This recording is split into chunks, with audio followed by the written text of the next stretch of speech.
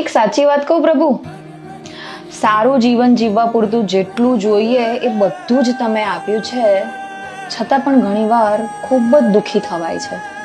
મન એકદમ અશાંત થઈ જાય છે. આ યુગમાં સૌથી અઘરું શું છે કહું? લોકોને ઓળખવા કે કોણ છે પોતાનું ને કોણ નથી પોતાનું.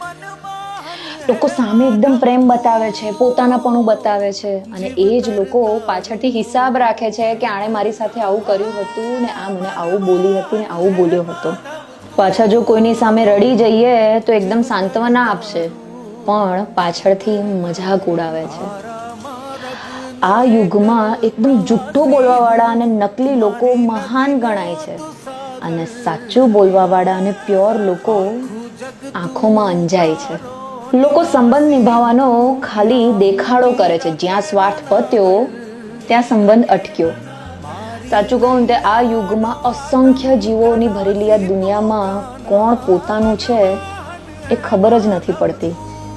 જ્યારે મન બહુ જ દુઃખી હોય ને આંખો બંધ કરીને અંતરાત્માથી તમારી સાથે વાત કરવાનો પ્રયત્ન કરું છું ને તમને સવાલ પૂછું છું ને કે કોણ છે પોતાનું, ત્યારે જવાબમાં એક જ મળે છે કે હું છું ને.